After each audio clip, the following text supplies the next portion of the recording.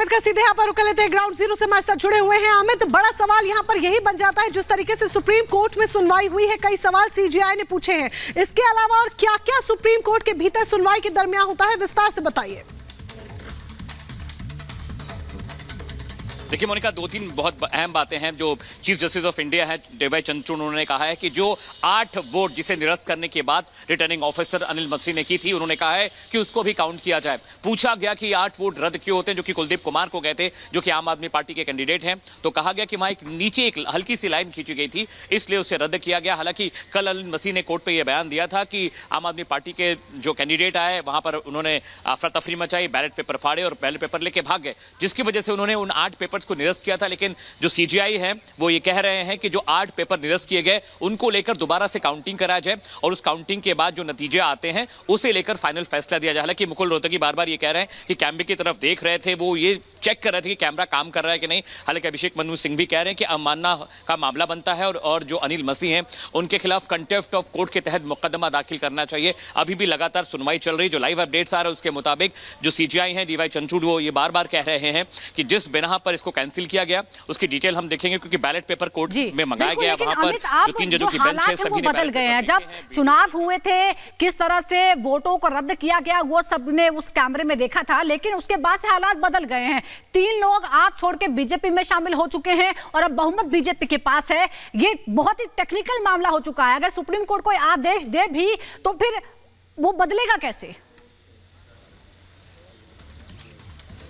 देखिए मैं आपको बताऊं सुजाता, इसमें दो पॉइंट समझने वाले हैं। पहला पॉइंट ये है कि अगर दोबारा चुनाव हुए तो बीजेपी का पल्ला भारी, क्योंकि 3 जो पार्षद हैं वो बीजेपी में जा चुके हैं। लेकिन अगर जो पुरानी वोटिंग हुई है उसके बैलेट को अगर काउंट किया जाएगा तो अभी भी जो इंडी गठबंधन है यानी आम आदमी पार्टी और कांग्रेस के जो वोट हैं वो बीजेपी के मुकाबले कहीं ज्यादा है। और वो 8 वोट जिन्हें रद्द किया गया था, अनिल मसी ने जिन्हें रद्द किया था अंडरलाइन करके, अगर उनको काउंट किया जाए तो बीजेपी से ज्यादा काउंटिंग हो जाती है। तो अगर दोबारा वोटिंग हुई तो कांग्रेस और आम आदमी पार्टी के खिलाफ जा सकता है। लेकिन अगर दोबारा वोटिंग नहीं होती है, पुराने बैलेट को जैसा कि सीजीआई कह रहे हैं डीवाई चंद्रचूड़ कि इसको मिलाकर काउंटिंग की जाए जो 8 बैलेट पेपर हैं, और तो अगर अमित पुराने वोटों की गिनती होती है तो पलड़ा बदल जाएगा, पूरा का पूरा मामला ही बदल जाएगा। इस बीच बड़ी खबर आ गई है, निरस्त बैलेट आपके पक्ष में। सुप्रीम कोर्ट ने यह बड़ा बयान दिया है, बैलेट पेपर में कोई कमी नहीं, निरस्त वोट सही माने जाएंगे। ये अपने आप में बहुत बड़ी खबर जो आम आदमी पार्टी के पक्ष में जाती दिखाई दे रही, क्योंकि सुप्रीम कोर्ट ने यह माना है, सीजीआई ने यह माना है कि जो वोट दिए गए थे,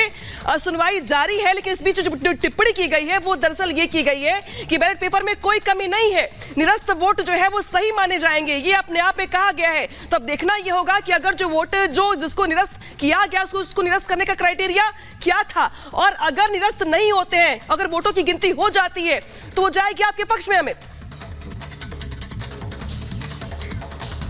बिल्कुल, देखिए 14 पार्षद बीजेपी के पास थे।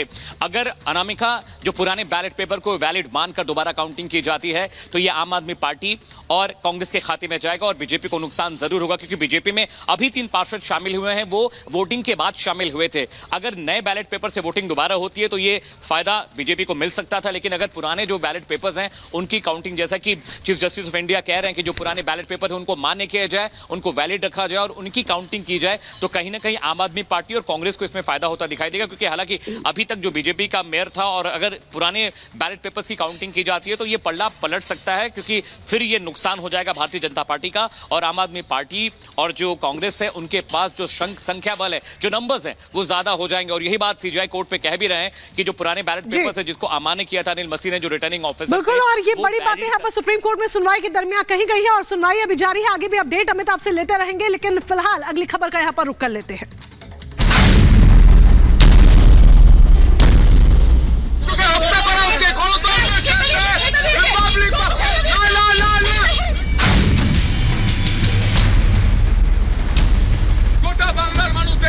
সন্তুপান আপনাদের হয়ে কথা বলে, সেই সন্তুপানকে আজকে অ্যারেস্ট করেছে সন্দেশখালী থানার পুলিশ।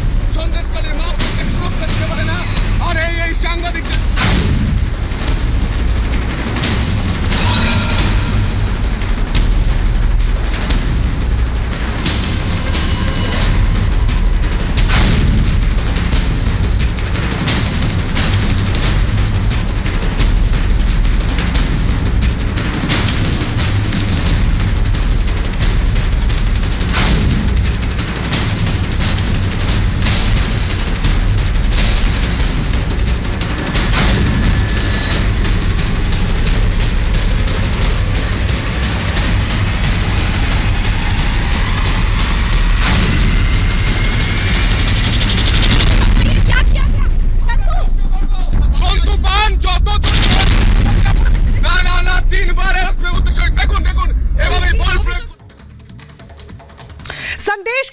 सच्चाई दिखाई तो ममता सरकार डर गई।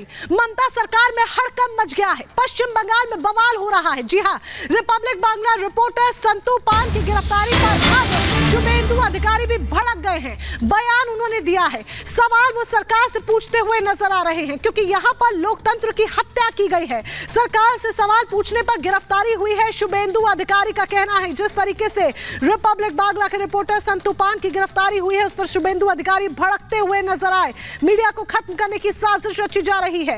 रिपब्लिक बांग्ला पत्रकार की प्रताड़ना उसकी की जा रही है, शुभेंदु अधिकारी ने कहा है। हमारे रिपब्लिक बांग्ला के रिपोर्टर को कल बहुत ज्यादा प्रताड़ित किया गया।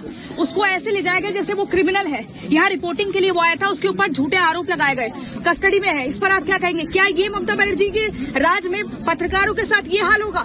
मतलब हम लोग ही सुरक्षित नहीं है। हमारी कॉन्स्टिट्यूशन का 4th पिलर है जुडिशियल मीडिया, इसके ऊपर सीधा आक्रमण और खास करके रिपब्लिक को टारगेट करके किया। इसलिए हम लोग सब आज ब्लैक डे मना रहा है। पूरा प्रदेश में ब्लैक डे मना रहा है। रिपब्लिक के साथ क्या दुश्मनी है सर? पत्रकारों के साथ रिपब्लिक आम जनता का आवाज उठा रहा है, चोरी का भंडाफोड़ कर रहा है, गुंडा का सर्वनाश कर रहा है।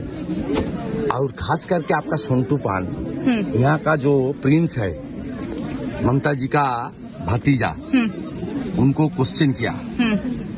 जब ईडी ने उनको बुलाया था तब सीजीओ कॉम्प्लेक्स के बाहर सोनटू ने क्वेश्चन किया। इसलिए रिवेंज के कारण इस कार्रवाई हुई। वो बदला लिया गया है। बदला लिया। तो यानी कि हम ये माने ममता के राज में यहाँ पत्रकार ममता जी में पत्रकार कॉन्स्टिट्यूशन के कोई पिलर सुरक्षित नहीं। हम लोग सुरक्षित नहीं है। जुडिशियरी सुरक्षित नहीं है। We law maker are not safe. आपको आवाज उठानी चाहिए इसके लिए और आप लगा मैं डेली आवाज उठा रहा हूँ। इसलिए विधानसभा से मेरे 3 साल में 3 बार निकल लिया। एक बार 5 महीना, एक बार 1 महीना, इस बार भी पूरा बजट। और अब जनता को जवाब देना चाहिए। जनता हम लोग का साथ है। परिवर्तन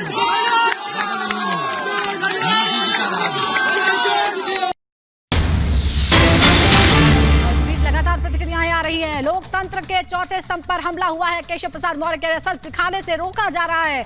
अपराधियों को संरक्षण दे रही है टीएमसी। यूपी के डिप्टी सीएम केशव प्रसाद मौर्य कह रहे हैं कि लोकतंत्र के चौथे स्तंभ पर हमला हुआ है। रिपब्लिक बांग्ला के पत्रकार के साथ जो व्यवहार हुआ है उसके बाद पूरे देश में इसकी निंदा हो रही है, चर्चा हो रही है। जल्द से जल्द हमारे साथी को छोड़ने की मांग भी हो रही है और बीजेपी के तमाम नेता ममता सरकार पर सवाल उठा रहे हैं। संदेश खाली में रिपब्लिक बांग्ला के रिपोर्टर को गिरफ्तार किया गया है। जो कुछ संदेश खाली में हो रहा है पूरी दुनिया देख रही है। भारत में उसकी चर्चा है। कवरेज के दौरान ये सब कुछ हुआ है। बात करने के लिए उत्तर प्रदेश सरकार के उप मुख्यमंत्री केशव मौर्य जी मौजूद है हमारे साथ। सर, संदेश खाली में जो बंगाल की सरकार ने किया है पत्रकारों के साथ, कैसे देखते हैं? देखिए, पश्चिम बंगाल में सरकार के नाम पर अराजकता के सिवा कुछ बचा नहीं है। वह कभी वहाँ के नेता प्रतिपक्ष हमारे शुभेंदु अधिकारी जी हैं, उनको संदेश खाली जाने से रोकती है। कोई केंद्रीय प्रतिनिधिमंडल जाता है, उनको जाने से रोकती है। और लोकतंत्र के चौथे स्तंभ के रूप में जो मीडिया है उसकी अपनी भूमिका है। और रिपब्लिक भारत बंगला के जिस पत्रकार को उन्होंने रोका और गिरफ्तार किया, मैं इसकी कड़े शब्दों में निंदा करता हूँ।